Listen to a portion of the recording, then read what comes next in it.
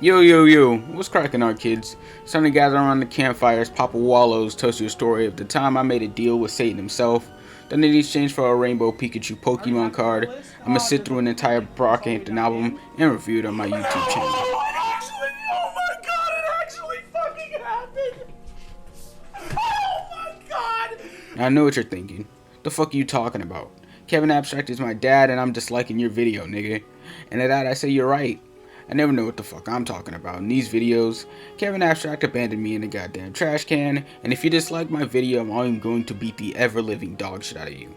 But on another note, the group did drop a project last night called Roadrunner New Light New Machine, and I have to be the one to review it before anyone else because I need a Pokemon card, and I also need views and subscribers.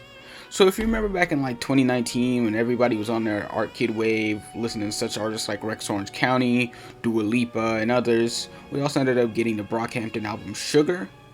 Oh, wait, that's not the name of the album. Ginger. The fuck is that?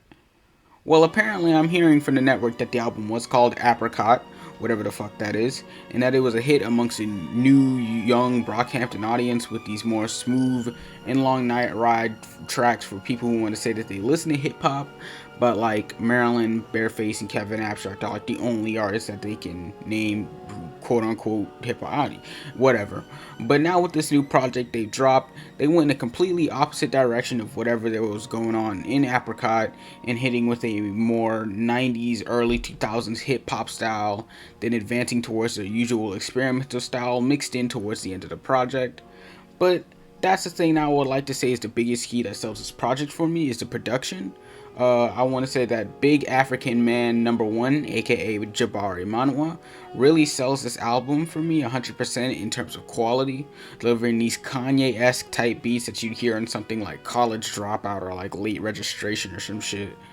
Each beat has its own weight and sound, trying not to imitate each other too closely to the point where it sounds like just the same weird ass song over and over like you'd hear on Iridescent or some shit.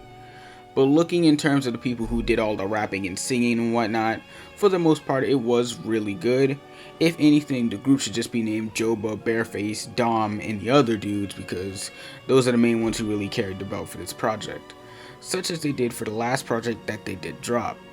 Marilyn and Matt did okay, but I feel like they were just somewhat in the background when it came to the stronger, more hard-hitting performances that Joba, Bareface, and Dom did. Kevin was practically fucking non-existent, so he doesn't really matter as far as everything else goes with the rest of this group.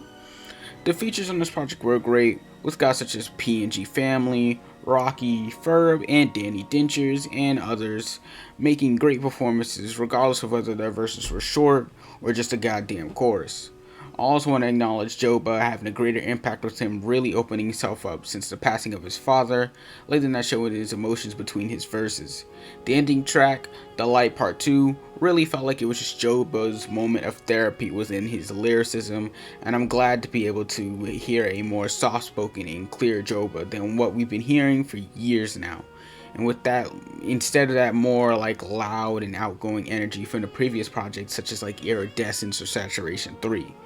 Overall, this project gets a 9 badly drawn Sonic hentais out of 10. It's a very great project through and through, not really much misses, and it definitely seems like a higher peak of their music expertise.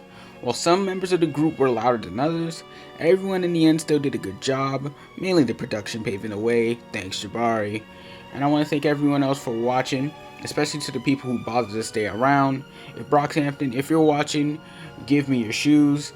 And I don't know, but make sure to follow my IG and Twitter, and if you happen to be a Brockhampton stan, follow my Reddit as well down below because yo guys are fucking weird.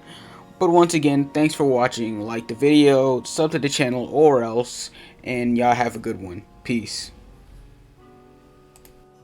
Some niggas can say I changed on them because I thought they was on the same shit I was on, but they not.